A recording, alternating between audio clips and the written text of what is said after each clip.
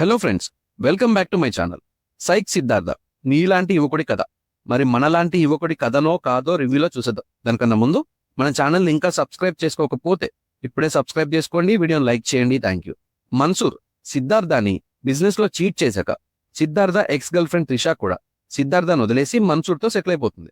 ఇలాంటి సిచ్యువేషన్ తర్వాత సిద్ధార్థ లైఫ్ చాలా డిస్టర్బ్డ్ గా చేంజ్ అవుతుంది. సేమ్ టైంలో శ్రావ్యకి ఆల్రెడీ మ్యారేజ్ అయ్యాక చాలా పెయిన్ఫుల్ లైఫ్ లీడ్ చేస్తున్న శ్రావ్య ఆ లైఫ్ నుంచి కొత్త లైఫ్ స్టార్ట్ చేయడానికి సిద్ధార్థ ఉంటున్న సేమ్ అపార్ట్మెంట్ లోకి వస్తుంది. ఆ తర్వాత కొన్ని అనుకోని ఇన్సిడెంట్స్ వీళ్ళ లైఫ్స్ లోకి వస్తాయి. అక్కడ నుంచి వీళ్ళ లైఫ్స్ ఎలా చేంజ్ అయ్యాయి, వీళ్ళ పాస్ట్ వీళ్ళ ప్రెజెంట్ ని ఎలా ఎఫెక్ట్ చేస్తుంది, తర్వాత సిద్ధార్థ లైఫ్ ఎలా చేంజ్ అయింది, ఇలా మిగతా స్టోరీ ఉంటుంది. బేసిక్ గా ఇది క్యారెక్టర్ డ్రివెన్ స్టోరీ.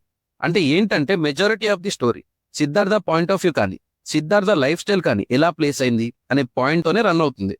మిగిలిన క్యారెక్టర్స్ ఉన్నా Siddhartha is the only character. Siddhartha చుట్టూ మిగిలిన క్యారెక్టర్స్ ఎలా బిహేవ్ చేస్తాయి, ఎలా సపోర్ట్ చేస్తాయి, సిద్ధార్థని వీళ్ళు ఎలా హ్యాండిల్ చేశారు, లేక సిద్ధార్థ వీళ్ళని ఎలా హ్యాండిల్ చేశాడు, టోటల్ గా ఈ కాంటెక్స్ట్ లో వెళ్తుంది మూవీ. అసలు ఫస్ట్ హాఫ్ అయితే కంప్లీట్లీ క్లూలెస్. కొన్ని క్వశ్చన్స్ రైజ్ అవుతాయి. ఎందుకు అనే క్వశ్చన్ మెయిన్ గా రైజ్ అవుతుంది. ఈ ఎందుకు అనే క్వశ్చన్ ఎందుకు వస్తుంది అంటే ఎందుకు తీశారు అనే పాయింట్ లో వస్తుంది. ఇంత క్లూలెస్ గా ఒక పాయింట్ లేకుండా వెళ్ళింది మూవీ. ఏంటేంటో చూపిస్తారు స్క్రీన్ మీద. యాక్చువల్లీ ఒక సీన్ ఉంటుంది, సీన్ కాదు sequence. Hero and his friend ఇద్దరు పబ్ కి వెళ్ళాక అక్కడ ఒక ఇష్యూ అవుతుంది. ఆ తర్వాత వచ్చే సీన్ ని అట్లీస్ట్ 10 minutes డాక్ చేశారు. అదేదో కామెడీ క్రియేట్ అవుతుంది అనుకుని చేశారు, కంప్లీట్ గా మిస్ఫైర్ అయింది. హైదరాబాద్ బస్తీల్లో రూట్ అయిన స్టోరీ ఇది. బస్తీకి ఒక డెఫినేషన్ ఇచ్చారు వీళ్ళు. నాకైతే చాలా టాక్సిక్ గా అనిపించింది. ఏదో హీరో హీరోయిన్ కోసమో మూవీ కోసమో అంత అవసరం లేదు. సిద్ధార్థకి రేవంత్ అని ఒక ఫ్రెండ్ ఉంటాడు.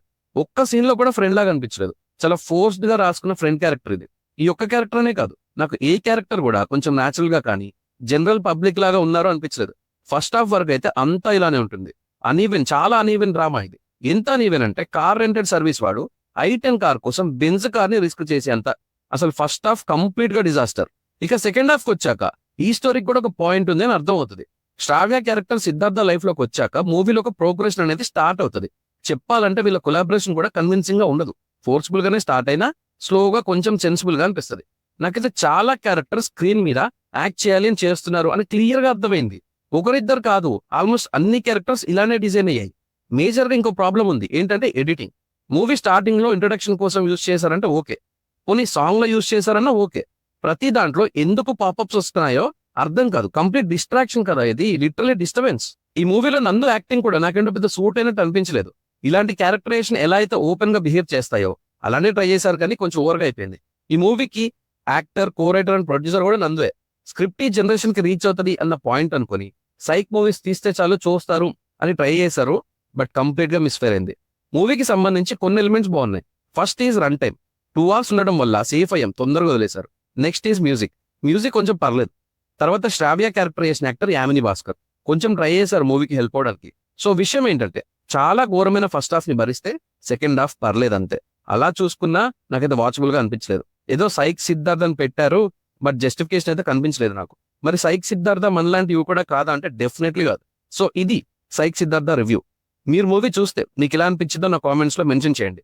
నా రివ్యూ నచ్చితే సబ్స్క్రైబ్ చేసుకోండి. Thank you for watching.